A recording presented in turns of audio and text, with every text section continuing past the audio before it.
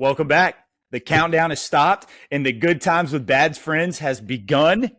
There's no mean comments that are going to be said. Welcome back to another episode. Good morning, good afternoon, good evening, whatever part of the world, light, shine, sleet, or snow that you're listening for. Just thanks for listening. Okay. This is Good Times, Bad Friends, brought to you by Summer Moon. Colin, what do you got for us today? Well, I'm glad that you're here because you skipped last week. Dang it, I thought we were going to get rid of it. No. Like you said, welcome back to Good Times, Bad Friends. We have a really cool episode tonight. So if you're into college sports, behind the scenes moments, or just chasing big dreams, you're going to love tonight's episode. Tonight's guest is someone whose energy has been the front and center at Texas Tech games. He's from Cedar Park to Lubbock, Dayton Bomb. Oh, God, I did not prep that part. Yes, don't worry. You won't be the only one that's going to murder his last name. Yeah, is it Barger? Bombarger. Barger. Just out there, Colin. Hey, that is one way I've never heard it said. So that's a good one. Yeah, easy on the G, my guy. No hard G. Okay, just keep the first one. It's okay. Dayton, all right, yeah. Appreciate you.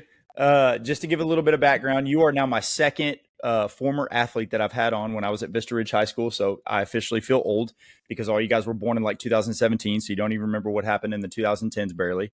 Appreciate you coming on.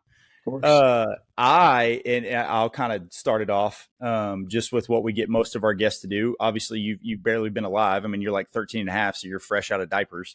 But just kind of give us your backstory, where you grew up, all that kind of stuff, kind of up until like right at post high school, and then we'll kind of dive into what your career path takes you on. Yeah, for sure. First and foremost, thank you guys for having me on. I appreciate it, despite being the backup here. I grew up in Cedar Park, Texas, born and raised just outside the Austin area. I played baseball and football, and then forcefully ran track throughout high school. And then I kind of had a cool football story. I started like on the freshman B team, JV B team, then the JV A team, and then my senior year I was a varsity starter, so that was really cool. Kind of a start from the bottom, build your way up story. And then I played baseball ever since I was 3, so that was kind of always my favorite sport, and really enjoyed that. And so that kind of sparked my love for sports in general. And then when I got to college, I started majoring in sport management, and that kind of kickstarted things from there. Yeah, I do. So you went to a high school. Obviously, I kind of know a little bit more of your backstory because I was there. And it's kind of funny, like you grew up in a different part, and I ended up in that part and all kinds of stuff. So it's always a weird perspective when I hear you tell your story or whatever. But like for us, Alex kind of went to a little bit bigger of a high school, but like me and Colin went to we had 500 kids in our high school. So what was your experience like? Like for me walking in, and I'm allegedly a full grown adult with, a big time job and everything. And I'm looking at like 20 allegedly, with, I kind of, I pay bills and stuff like that. Anyway, what's it like when you grow up in a town of 90,000 people and walk into a high school as a freshman with 2,600 kids? Like, what's your thought process through your high school experience? I think that was kind of nerve wracking on the first day. Just because, it was half of my middle school and half of another middle school coming together. So you have a pretty good idea of who's there. Luckily, like I didn't have to move like some kids did. I almost had to go to Cedar Park High School, which would have been a bad situation. We had some zoning issues like with where I used to live. And so it was, we kind of pulled a sketchy way to get an address for a little while before we got to our new house. And so, nice. But eventually we were fully good. And like Coach Vincent had to come do like a house visit and to make sure that we were legally allowed to go to that high school. But it was nerve wracking for sure, especially, there's 3 other grades there all of a sudden, and like seniors to you just seem ginormous. Like I remember being 5'6", 120 pounds, and it's like, dude, some of these people have beards. It's like, what is going on? Where am I? It's like that is not normal at that age. But no, it was cool. Like I've had like my same 3 friends since I was really young. Since like 6th grade. So we've really all stuck together. And then Quaid is also another really good friend of mine who's been on here before. He sure has. I was able to rope him into it, and I screwed up a lot of things about knowing about him, so I had to do a little bit of research second time around. But what I'm always interested in, and speaking of Quaid, it's kind of funny. I love asking all the same thing because, growing up in a completely different generation, like, I'm only 12 years out of high school, and I feel like it's been 22 years out of high school. So like growing up in this era with everything you're exposed to and the social media, like what's like the social atmosphere of going through high school in the late, 2010s? Dude, it's I wish I went to high school, and like I wish I grew up in an era without social media at times. Like it can be your best friend and your worst enemy on the same. Like, I mean, there's some people I've like genuinely met and gotten to know, and like it all started through like a DM of like, hey man, like I see you do this, like, want to go play golf sometime. And I've got some good friends that way. But then the other thing that sucks about social media is if you have one small screw up, not only does everybody know about it within 10 minutes, it's going to stick with you forever and be around. And so I think it's something I'm really thankful that my mom, like pretty young, like I always asked, like, hey, can I get an Instagram? She's like, no, like you're in fourth grade, like we're going to wait. And It's like you, and so you need to worry about eating your lunch the right way. yeah, so I was pretty thankful for her, right? And so kind of making sure I didn't get into that too quickly. And then like I remember like when I got a Snapchat, she was like do not send pictures you want on the internet in 10 years. And she's like, I'll let you interpret that however you want, but just Now let's dive into that. What did she mean? Let's go ahead and read between the lines here. yeah, no inappropriate pictures there, Colin. Nothing stupid or nothing you're gonna say to offend somebody. She always said, if you're applying for a job in 15 years, would you want your interviewers to see that? And so that always kind of stuck with me and still does. Of like, That's good advice. don't text something or don't post something that's gonna bite you in the rear one day. Something that caught my interest on your form because I connected with this story. You said you cracked your head 3 times before you turned 7. I personally only got to 2, so I can't break or tie your record. But how in the world did you crack your head 3 times before you turned 7? Yeah, some people would say that probably has a lot to do with how I am today. But I've got 3 scars, one on my cheek, one on my forehead, and like one in the top of my head. So I'll start with the most boring story. Is the one on the top of my head. I had to get staples because we were playing this game, and looking back, it was like cops and robbers, in kindergarten, and we're just like tagging each other and like trying to, wrestle each other all in the same. And my shoe was untied, and like I tripped and fell, and the top of my head went straight into a metal bench, like a corner of it, and the thing is just like gushing blood. And the craziest thing to me is like they didn't call the ambulance or anything. It was like, oh yeah, walk down to the nurse's office, and No. you get there, and she's like, I've got an ice pack for that. And like as I'm waiting for my mom, and she picks me up, and the thing's still like gushing blood. And by the time we get to the hospital, they're like, we're glad you're finally here. And they had to like put staples in it. I don't know if you guys have ever had staples, but it's pretty gnarly. And so the other one, it's like right up here. And my brother, we were wrestling at like 5 years old. That one was in kindergarten. This was when I was probably like 5. We were wrestling, and he grabbed me, like he picked me up by the feet and was swinging me around and around until I would get dizzy, and he thought he was being funny. Well, what he didn't see was the corner of the couch, and so I slammed right into the side of that, like the top of my head, and that one we got stitches for. And then this is probably the greatest. I don't think you guys can even see it, maybe just a little bit. That's probably the funniest story. So once again, still in kindergarten, still rolling. Kindergarten was a great time. And God, what a year! Yeah. What a Charge year! your teacher or something. And we had the hokey pokey going on in class, and so that was stuck in my head all day. So I got home, and I was in the shower, and I put my right foot in, slipped and fell and hit my cheek on the side of the bench in the shower, and like cracked my head open. And like my mom comes in, and she's like freaking out. And by the time I could like get out of the shower, and she was like, yeah, we're not going to the ER. She's like, we've been twice already in the last 24 months. We're not going again. So we just kind of let that one, like, stick a Band-Aid on it. We'll be all right. Yeah, or she's thinking, hey, my 5-year-old has split his head open 3 times. Let's put him in a bubble until we can at least make it to first grade. I can't answer any more questions at the hospital. Right, the hospital like calls. Yeah. They're just gonna take him after that. Like no staples, no stitches or anything. It's gonna be we're gonna take your You have kid to from suck you. this one That's up, bud. unbelievable. It was quite a lot of hours at the ER growing up. God. So you played football, you played baseball, you played track against or ran track against your will, and you were pretty successful in your pre-interview. You talked about you had some all-district awards for football, but then you mentioned something that I wanted to ask about. You said you had a wild Hutto story during your time of high school sports. Can you talk Oh about that a yeah. little bit?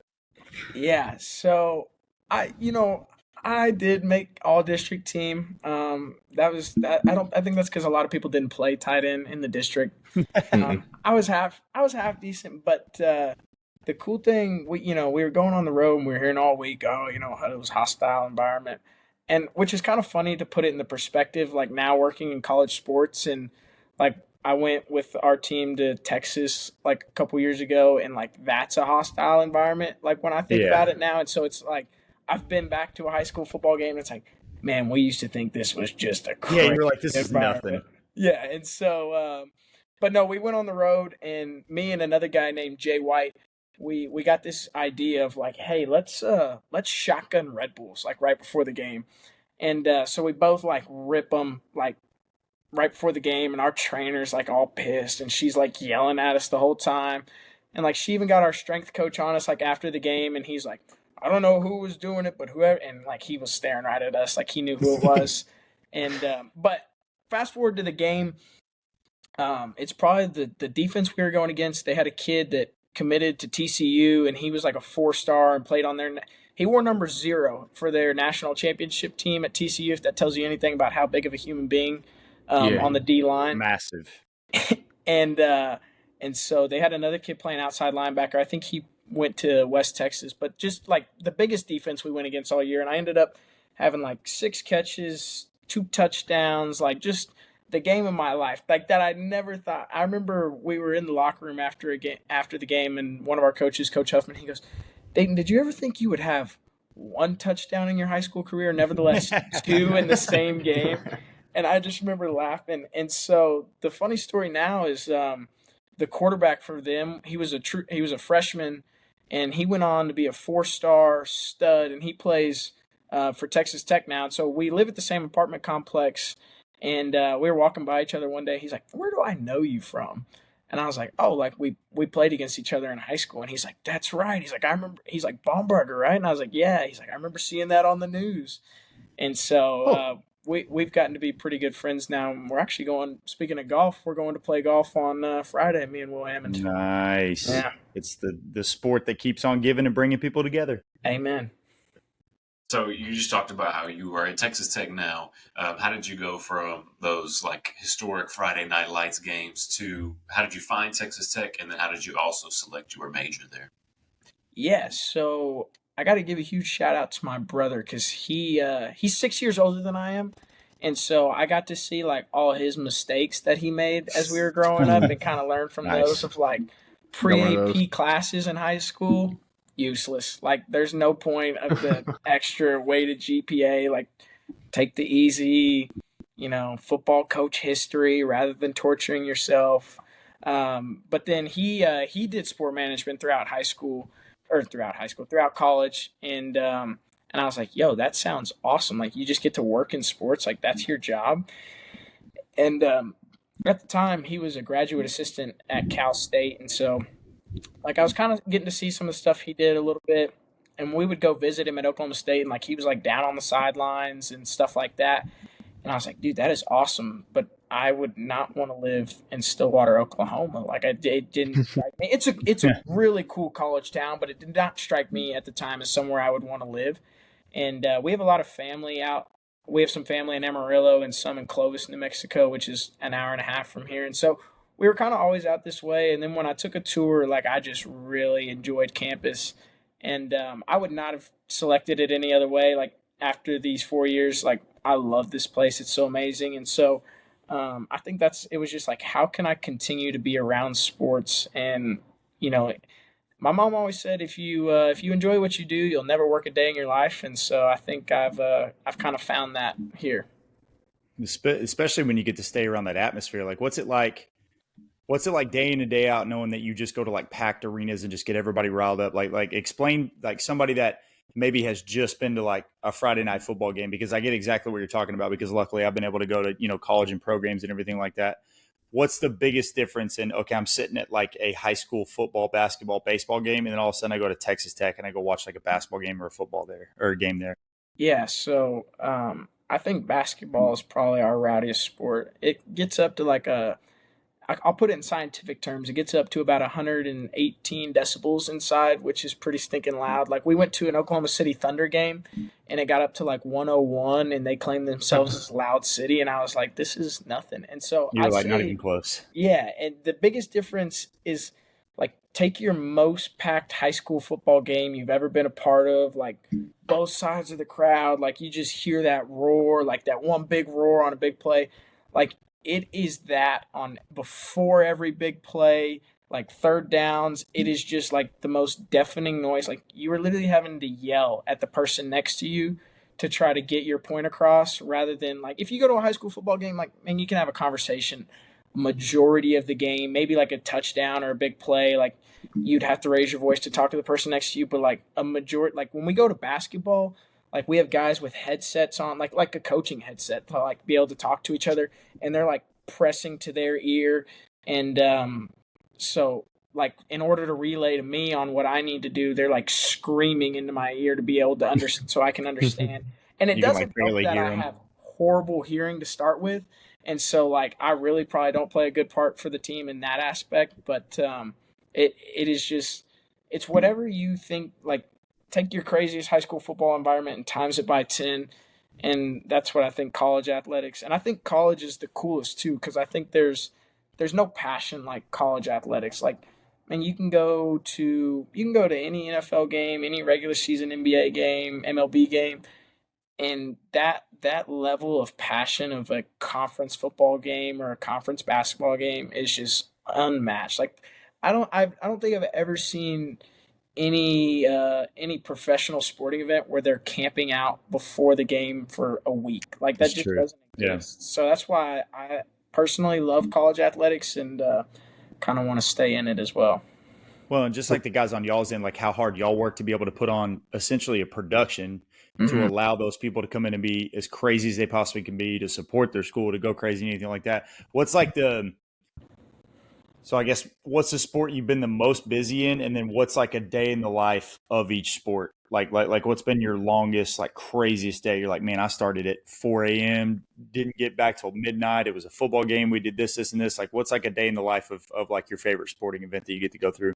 Yeah, I'd say basketball is my favorite. But the longest is definitely football. So I'll kind of take you through that. So we typically get there 6 hours before a kickoff, which makes Jeez. like an 11 a.m. kick really early. Like when you're Oof. walking across the street to get to the stadium at 4:30 in the morning, it's like, what are we doing right now? It's like He's what? like, why am I up? Yes, and but no, it's a blast. So it's a lot of like setting up stuff at tailgates for fans to interact with. So I don't think I've said it yet, but my like technical title here is student assistant for promotions and fan engagement, which is a very broad term for everything that I have to do on a day to day basis. But like we're just setting up different things at tailgates.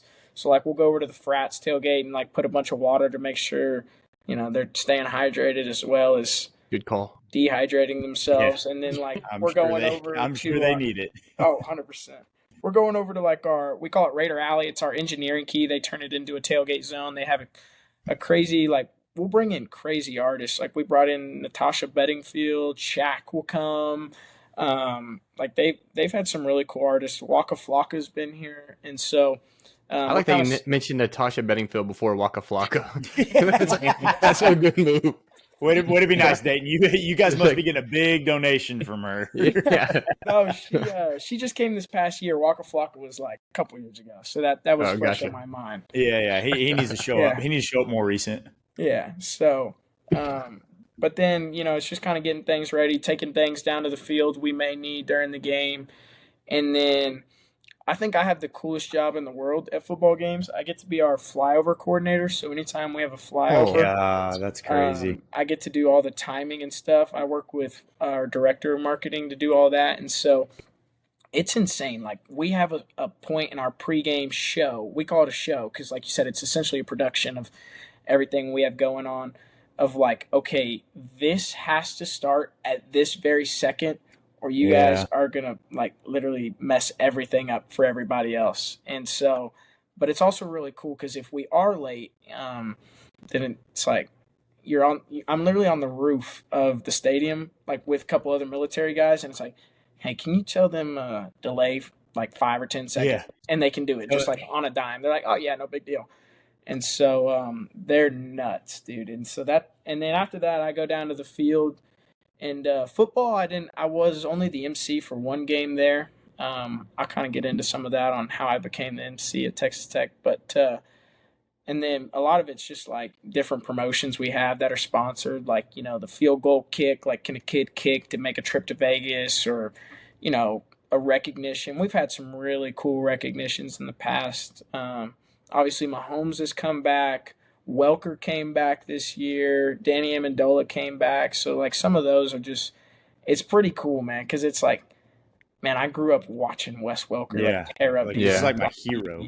Yeah, and so, like, and then, like, one day I got to escort him, like, to where he needed to be on the field. And it was just, like, a casual conversation. And I think sometimes that's you have to check your fandom at the door. Like, when you go to work of, like, okay, like, you're going to be right next to Patrick Mahomes, but you have to, like, act like he's just another guy, And so I think for Wes Welker, for me, like, I grew up watching him and was a huge fan. So it was like, just like, he was asking, he's like, so how's school going? And it's like, these are just regular human beings and cool people. But it is like, afterwards, I sometimes think, I'm like, dude, I was just like having a casual conversation with Wes Welker. Yeah. And I was also trying to do my job without like fanboying out or whatever. But I'm sure they appreciate that. Like, I'm sure 90% of the time Wes Welker's having to take pictures and people are just coming up like harassing him, like, give me an autograph, this, and this. So to have a normal conversation, like you said, and kind of humanize someone like right there in front of you. Now, I was going to expand on a couple of things like that because I definitely want to hear the story of how you were the MC. But in that moment, like, what is or who is, I guess, the most famous person that like walked out and you were responsible for, and you were like, oh wow, like this is me? Like, you want me to walk Shaq to the bathroom real quick? Like what was your who was the most famous person that you got to not be responsible for, but to be able to work with? Yeah, I guess I have two. So Welker obviously is one, and then Josh Young was another one, the third baseman for the Texas Rangers. Yeah. He came back for a football game. I've never gotten to be quote unquote responsible or like tell Mahomes where to go, but you're like, Patrick, get your butt over here. Let's go. Let's get it. Dude, there's Patrick, a flyover coming in 4 seconds, Pat. Patrick, focus. You're gonna get the Blackhawks. You're gonna mess up the Army. No, but he came back for a basketball game this year, and we were just like in passing in a hallway, and he was just like, "What's up, man?" I was like, "How's it going?" And it's like one of those of like that. It's like, don't stumble over your words right then and there. You too. Crap. Yeah. How's it going? I love you. What? Okay, Patrick, let's go. You're up. Jackson. Yeah. Sorry, wrong one. Oh yeah, that's the weird brother. So I do want to hear the story of how you became the MC, because you posted. I'll never forget. Like, I saw the picture, and I was actually next to my wife, and I was like, "What the heck?" And she was like, "What?" I was like, "A kid I used to coach is out on the basketball court at Texas Tech with a microphone." He was like, "What?" And I was like, "Yeah." I was like, "Man, this is the coolest thing ever." Because like between you and then I'm going to try to get Josh on too. I'm like, "Man, these kids are way more famous than I thought they would be." So tell us the story about that, and then what you. Yeah, sorry. I mean, I'm just a coach. It's no big deal. Yeah, no, it's but cool. You're welcome for those 2 touchdowns.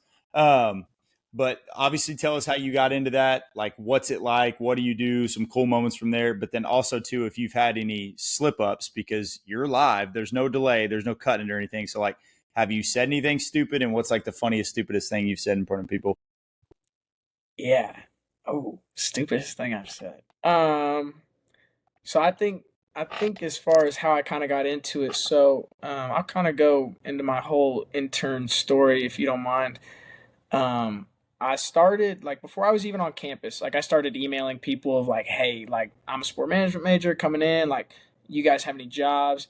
And I even, like, went back and looked at one of my emails. Like, I emailed the baseball man or the equipment guy, and I was like, hi, my name's Dayton. Do you have any jobs? Thank you. Send. And I was like, dude, that's never going to get you a job. And so I was really fortunate. I started off in event operations, And once again, another stupid mistake I made really early.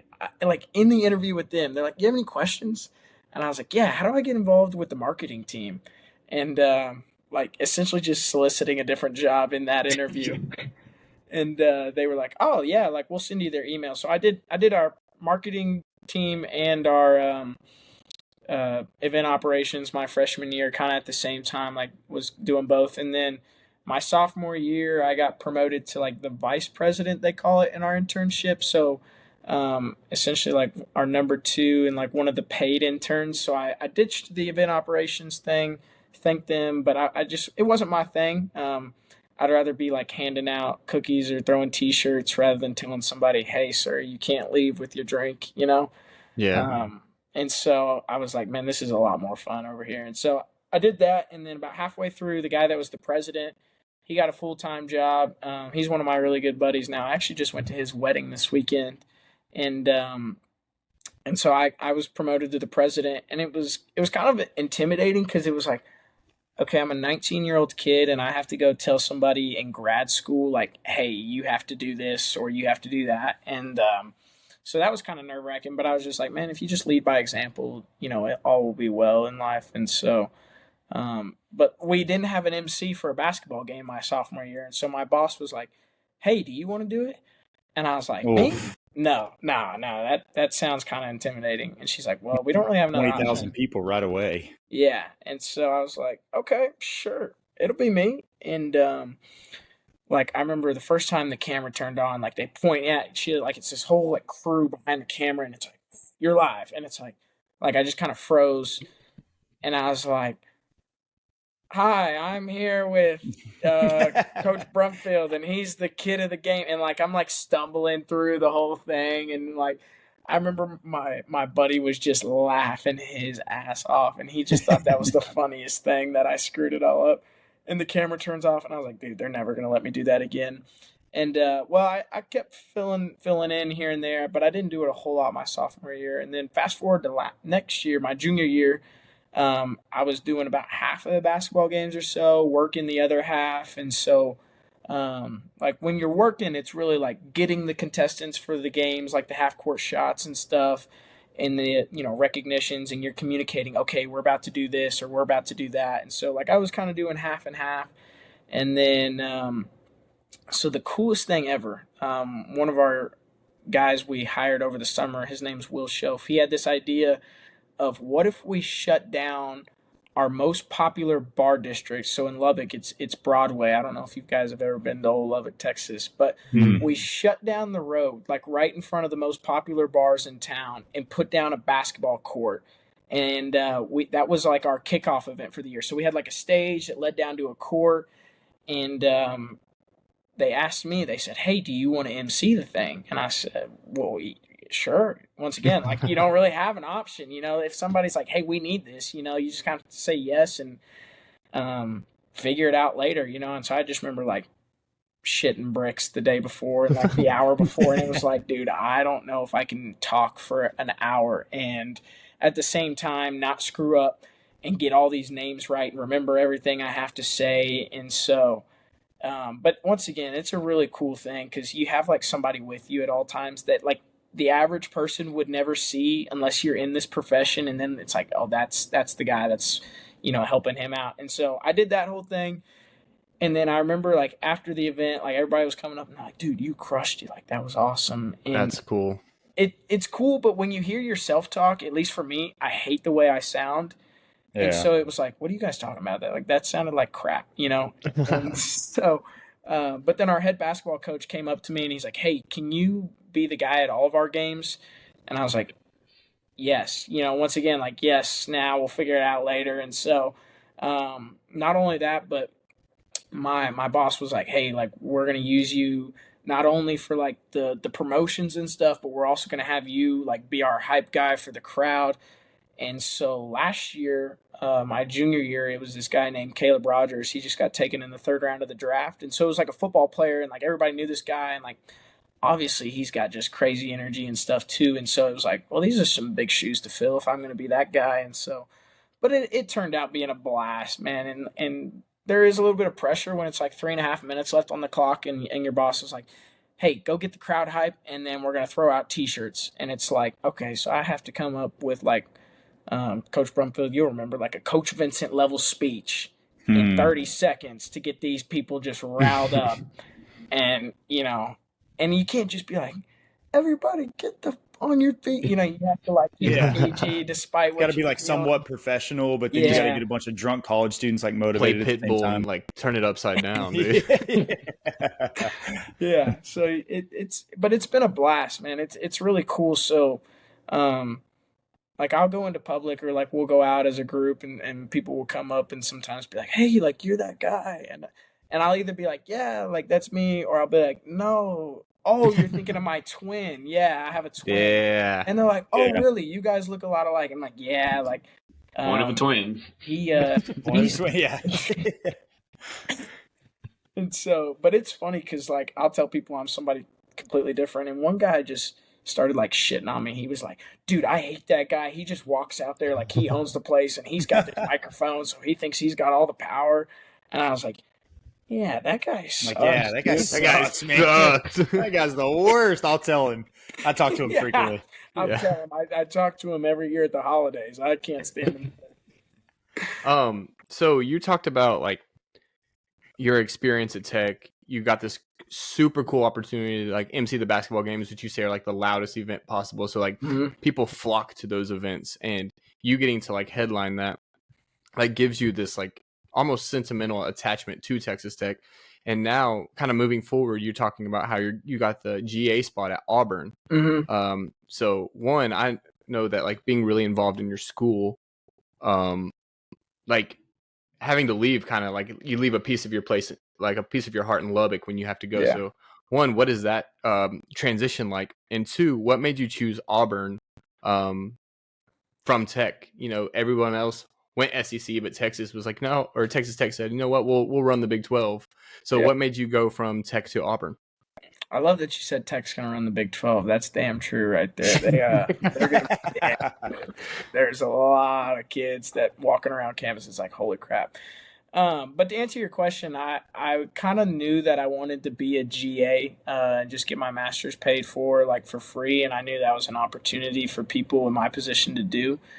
And so I was actually sent the posting on a LinkedIn, like somebody sent it to me on LinkedIn, and I had never seen it. And so like, I really am thankful for her. She used to be my boss. And so if she would have never sent it, I would have never seen it and I wouldn't be where I am today. But I was like ready to apply to all these schools, and like I had a whole whiteboard ready to go on like schools I've applied to, schools I've interviewed, all this stuff. And so Auburn was the first one I applied to. But I grew up, and I told them this in my interview, which I probably I could write a book on like what not to do in your interview. But I told them that I grew up a Bama fan, and Risky. yeah, but I came full circle because I was like, man, I was always jealous about the environments Auburn had, and I just knew like when you were going into Jordan Hare, like that place is just like Saban said, it's haunted. Like something funky goes on. Like the fans there, like they're not bandwagon fans, they are there because they love Auburn. And I think it's a lot of the same of like Texas Tech. Like you don't have kids that are going to Texas State that are like Wreckham like they are with UT. Like the kids that go here are the fans here, and the alumni here just love this place. And so I think I'm not to the point where I'm having to leave. I've got a couple weeks, and I'm milking every bit I've got. Holding on. Yeah, but I think it'll be hard, but it's super exciting because the people at Auburn, like I was watching a Tech basketball game, and I got a text from the director over there, and he's like, man, we got to lock down this guy from Houston for the last 10 minutes, and Tech's got this. And so like just like little things like that. And I've been texting the other GA, and my boss over there has been super nice like through the whole process. And so they describe their environment over there as a family, and like I've heard the word Auburn family so many times, and I've yet to hear a bad thing about Auburn. Like the worst thing I've heard is the weather could flip on a dime and parking kind of sucks. And I was like, okay, great, that's like lovely. Man, that's everywhere. Yeah. And so I think it's just it will be hard to leave, but I think there's just such an exciting opportunity, and Auburn, they've got so much passion, man. And like now that I've been watching them since like January, I'm like, oh yeah, let me be a part of that. That looks like fun. That's a good point you brought like people aren't just going Reclam Tech or whatever because they're bandwagon fans. My assistant right now was a pitcher at Tech, and like to this day, because my wife works at UT, so anything that has to do with Texas or anything, she's just like, nope, I will die before I root for this team, whether they're playing, I don't know, Travis Hunter and retired Shedeur Sanders or whoever. They're like, I will not cheer for these teams because I am Tech till I die. And she pitched there for 2 years, and it was just like, kind of like you said, it's a community of people who are like all the way bought in. So it's like completely true, and I see that every day. What are you doing at Auburn as a GA? Like, what is your GA? Is it still sports management? What is your like long-term goal for that and in the future? Yes, so it'll be a graduate assistant for fan experience over there. So what my current role is student assistant for promotions and fan engagement. So it's very similar. Over there, I'll actually like be leading sports. So we don't have they're reassessing and kind of like re-divvying up the sports next year. So I have a guess. I think it's going to be like soccer, swim and dive, secondary on baseball, and then I know for sure I'll oversee the kids club.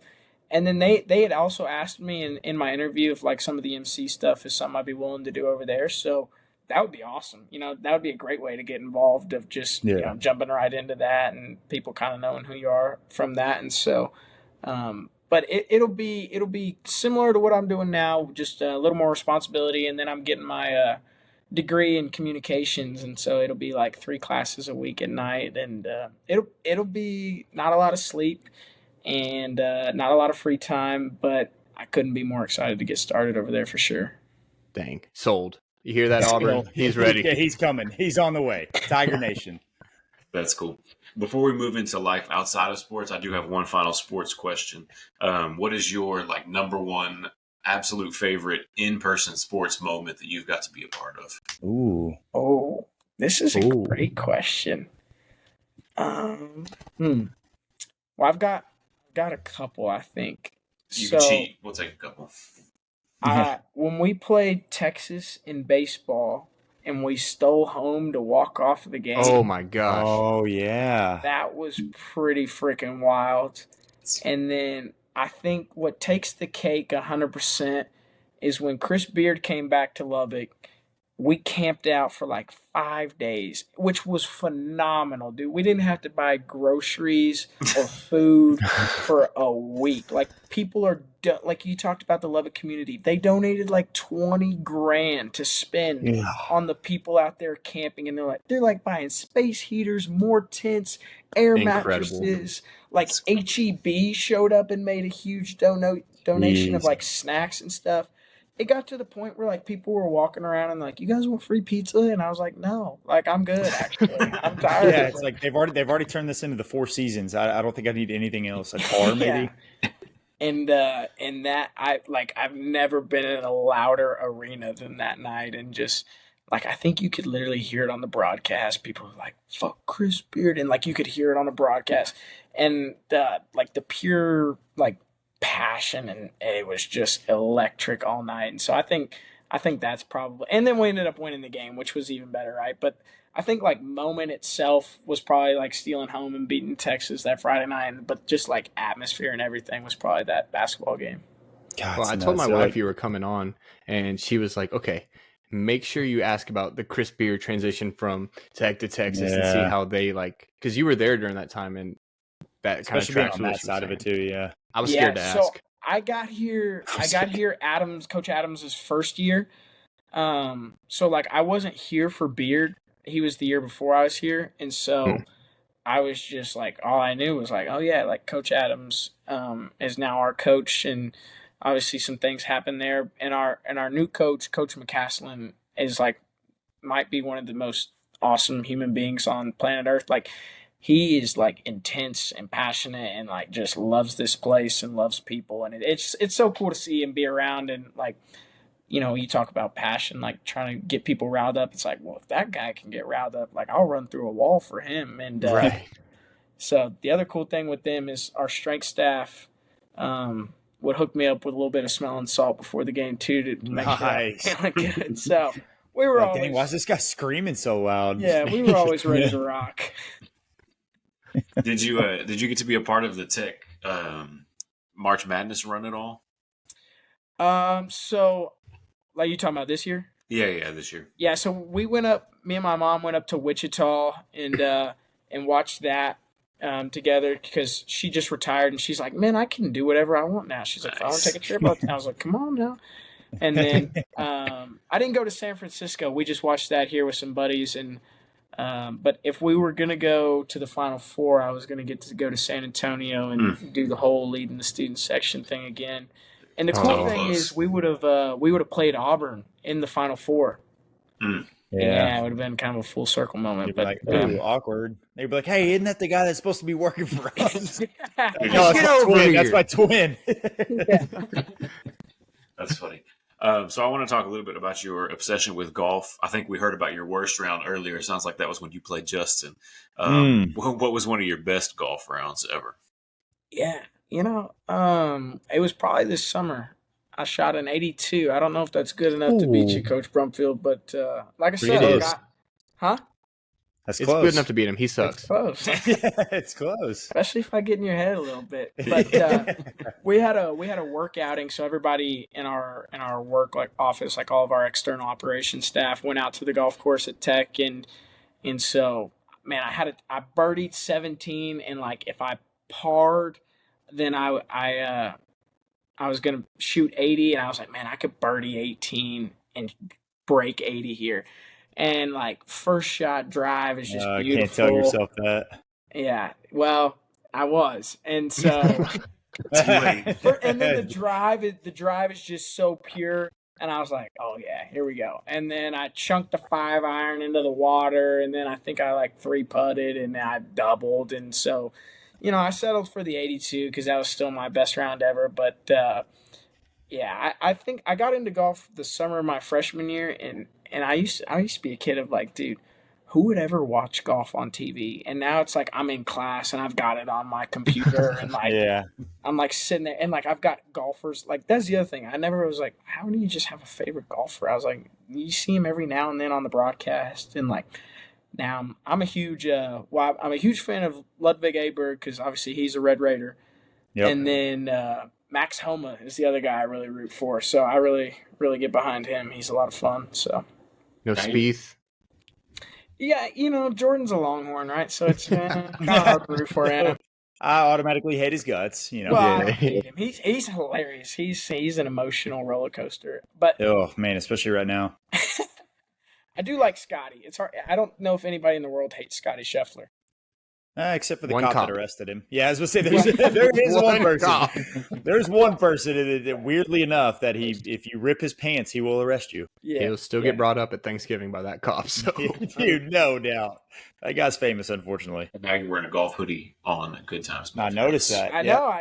You're wearing a Masters hoodie. Swag for you, huh? It is funny how it's just like it's one of those sports that most people don't pick up until later in their life, but when they do, it's like this weird, quiet obsession. Like nobody knows, and then you get on the golf course, you're like, "Dang, you're that obsessed with golf?" And you're like, "No, not really." And then you hit that first good shot, and you're like, "I'm coming back. I'm gonna golf every single day. I'm gonna drive. I'm gonna be in debt. Like I'm playing every day." It's just one of those things where like you finally realize it's something I wish I would have started earlier, because it's something you can play when you're. I mean, look at Trump. He's 106 and he's still playing pretty well. dude, his But, like, swing it's just- is money. It's ugly. Yeah, it's ugly as all get out, but it works. But then I it's don't just one of those care things if too. my It's like, swing was ugly if it was that good. that's Mhm. true. If I can hit it down the middle, you can laugh at me every single time. But Yeah. right down the middle of the fairway, I'll take it.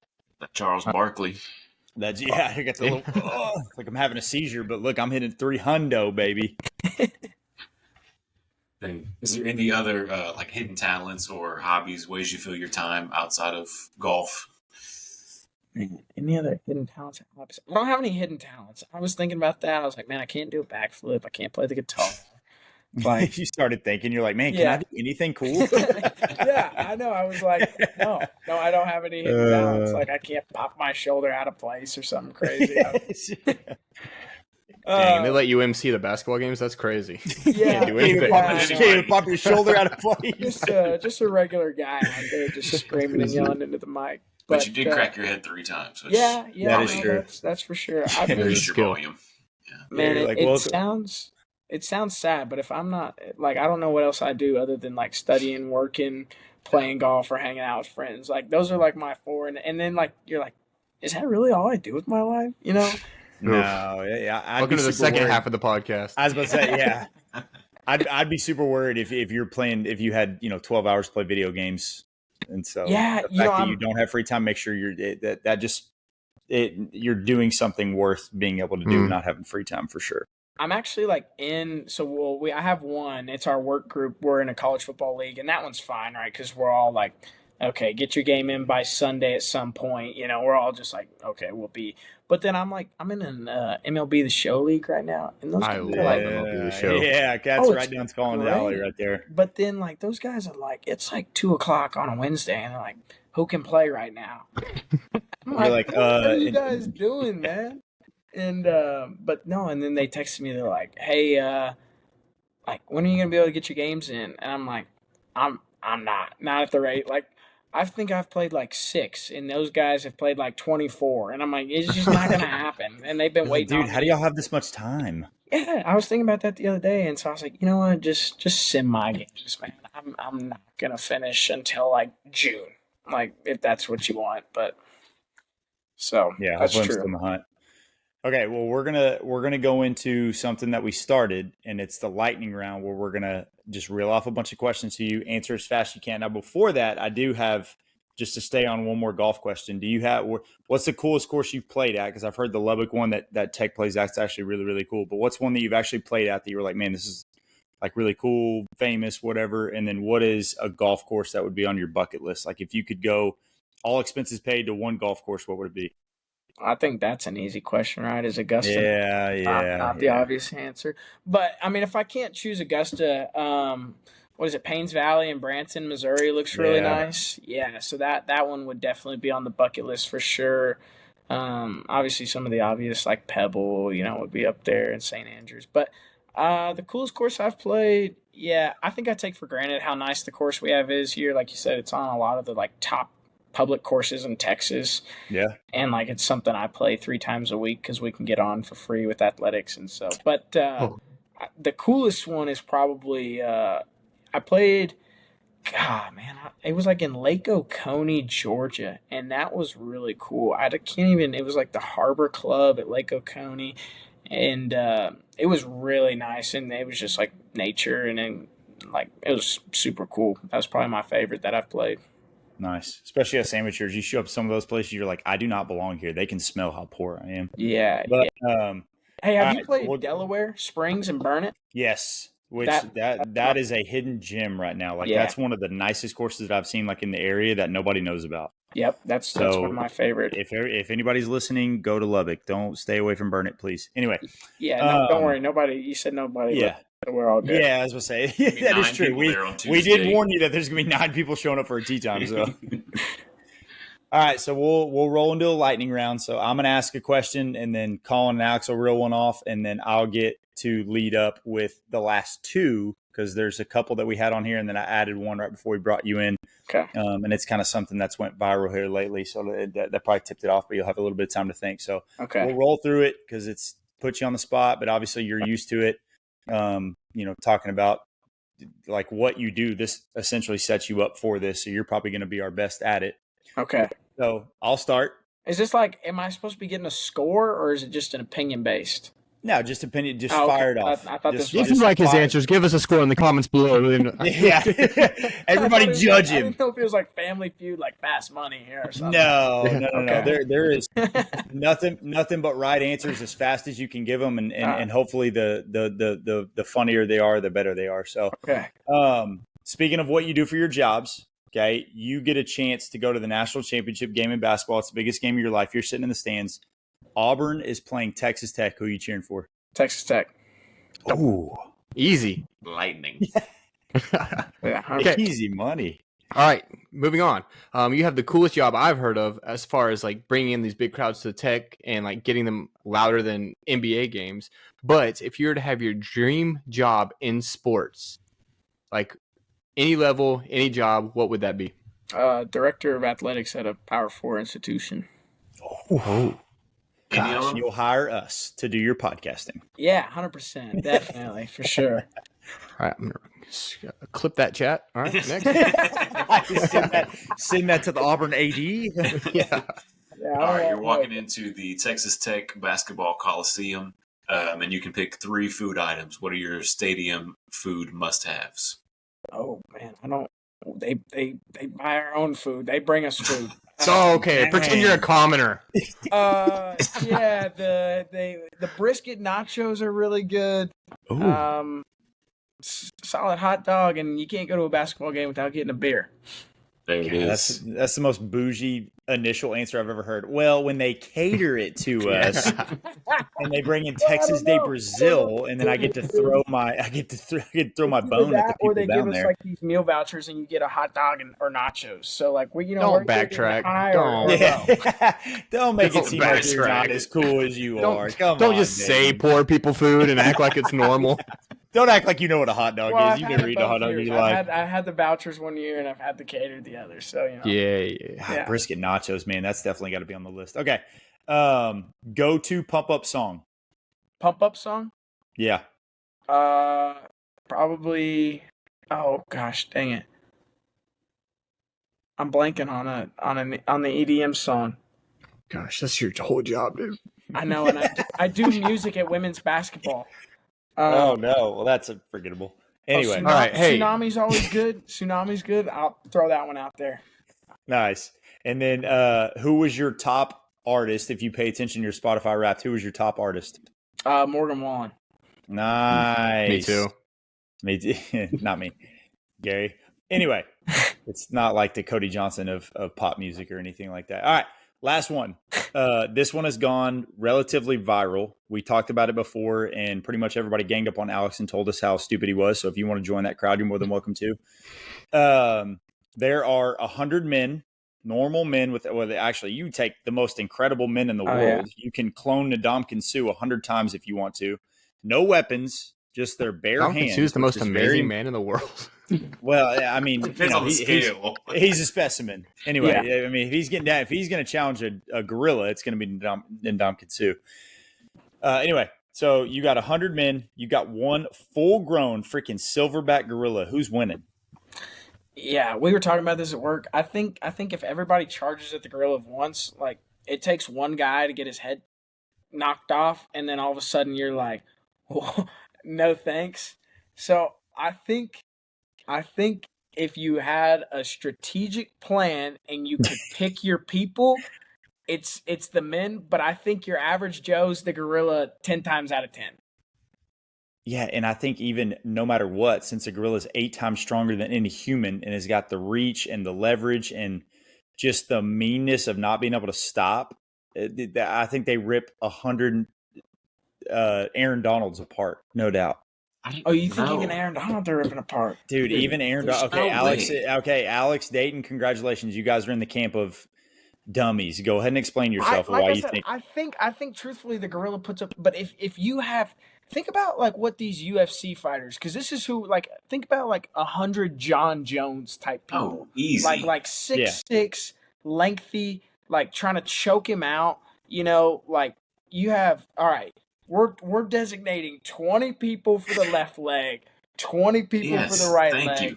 You're going to spend 45 minutes on this plan just for him to say, and rip John Jones's leg off, and everybody panics, and they're like, we can't do it. And then they backtrack. Not panic. Yeah, there's no turning back. Like, Yeah, there's no panic when you see I think it's a possible. silverback gorilla rip somebody's head off, and you're not going to panic on that. Yeah. Did you guys fight in World War II? What did y'all do? How are y'all so hardened? Okay, I wasn't taking psychology into account because this is a made-up scenario. This is 100 men whose goal is to take down this gorilla. That's going to be real. We're not Can I on do Dr. true Phil. Colin We're not- fashion and ruin the fun of this conversation? Yeah, go Absolutely. ahead, Colin. I took it to ChatGPT and I asked it if 100 men versus one gorilla, what would happen? I took it to ChatGPT too. You're not the only one. And I think we have different ChatGPTs because the conclusion said 100 average unarmed men would almost certainly die and lose to one gorilla. It says only 8 to 10 could engage it at one time in close combat. The first 10 to 20 would die quickly. It wouldn't even be close. So like you would send your John Jones who are like post-fight first and then I guess. But without weapons or traps, it's unlikely that any of them will win. Final verdict, gorilla wins. I understand, Gorilla Alex, wins. that you're intelligent. I understand that you're about to go be a graduate assistant, but you're not artificial intelligence. Okay, that's crazy because my Roasted. chat GPT said about 12 people would die and then they could take down the gorilla. Okay, gorillas That's don't way get tired. All right. I don't know if you guys think that he's going to get tired or need to stop for like a Gatorade. Like he's Well- going to rip them apart How do we know without this? breaking a sweat because We gorillas don't. don't sweat. They're not They going don't to get have tired. infinite stamina though. It's gonna Yeah, get that's not a tired. thing. That doesn't exist. When you're that's like you wrestling 100 ladybugs. It's like there's no No, reason. that's- Like you're not. It's like gonna have 100 to- children. Yeah, you're not going to have to expend yourself hard enough. That's a great argument. I'd whoop 100 children. I wish you I'm would telling come you, off I'm that telling you. I slide. wish there wouldn't be 100 kindergartners charge me. I'm No, telling you, but 100 like, kindergartners would whoop your ass. no, I would flatten them like pancakes. Dude, It wouldn't I, stand a chance. I was almost on your side for the gorilla one. Yeah, 100 kindergartners? Yeah. dude, I would. I would No pick the chance. first Do one in you the know how teeth. many people think about Hey, let's bring the real life. Let's bring the PTSD in there. When one of them sees their forehead get folded in, I think their classmates are going to go back into the lunchroom and eat their bologna It's not a sandwiches. psychology argument though. What? Yeah, there's going to be There's some type of no- feeling. If I watch Alex, you listen. I love you, but if I watch your arm get ripped off and used as a weapon by a silverback gorilla, I'm saying I'm out of there. There's no courage. Yeah, psychology will completely take over. Fight or flight, dog. That's a caveman rule.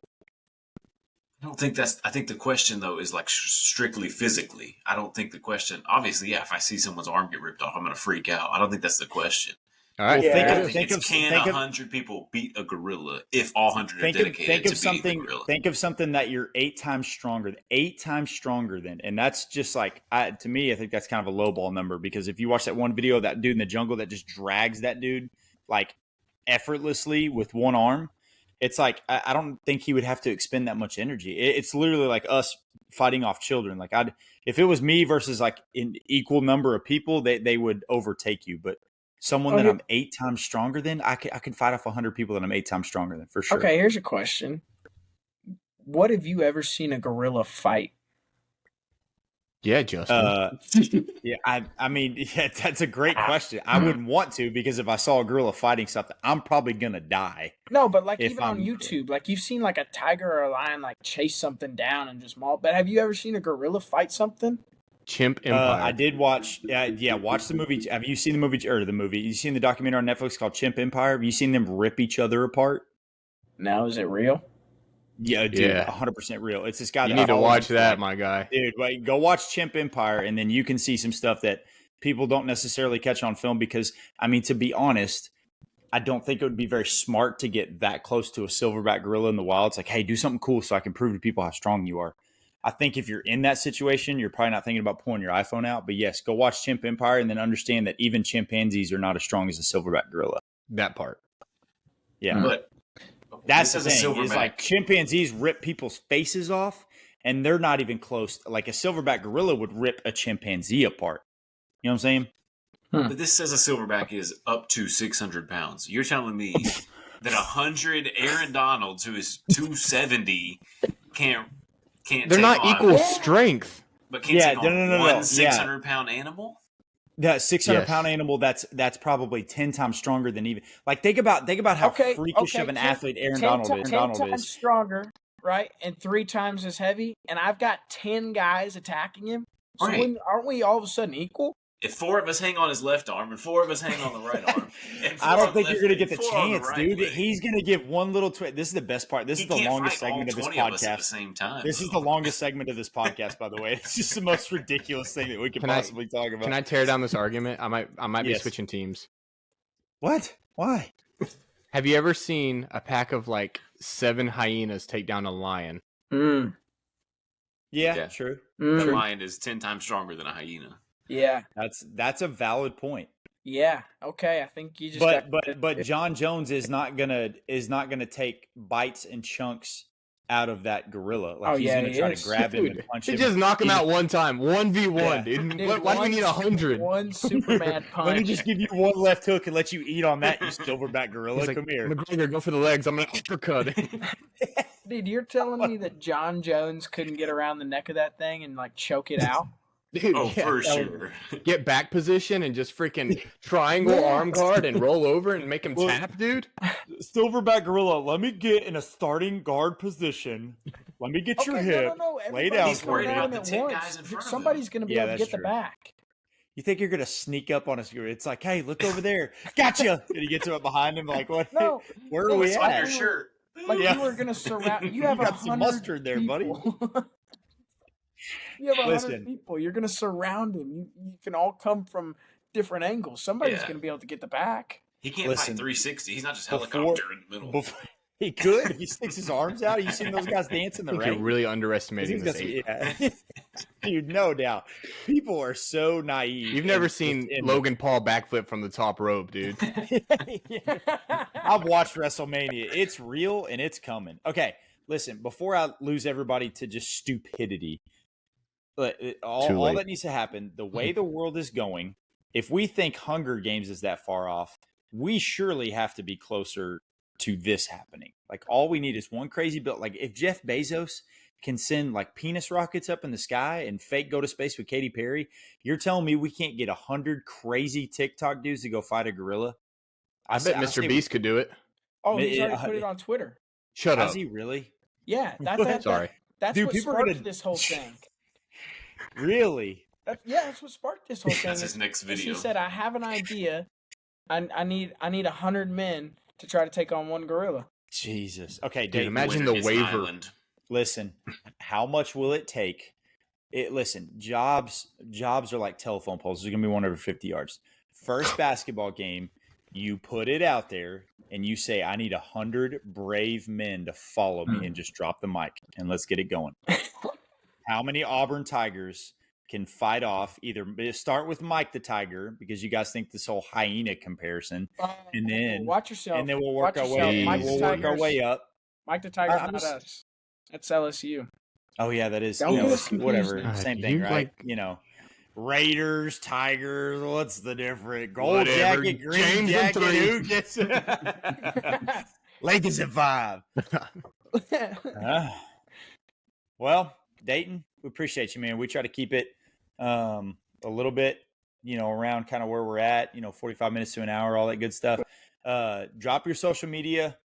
We always appreciate having guys like you on that are doing some really cool things. I'm extremely proud of you. I know I kind of knew you in some different areas of your life and all that kind of stuff. So Yeah. it's been really fun to watch you grow up and everything. You make me feel old as hell, but I appreciate that you still stay in touch and everything.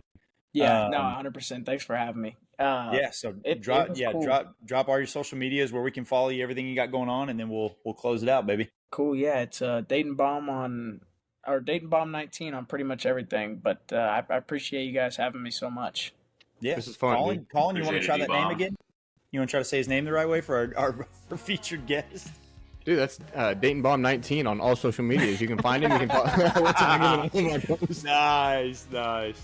Well All done. right, Dayton. Appreciate you, man. Thanks for Thank coming you on, guys. man. Appreciate Always it. appreciate you. It's always good to talk to you, man. See ya. Good times, bad friends.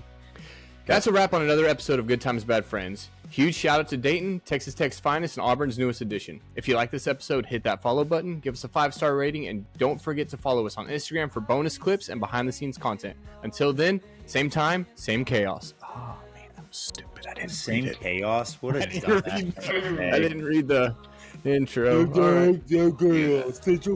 Good times, bad friends.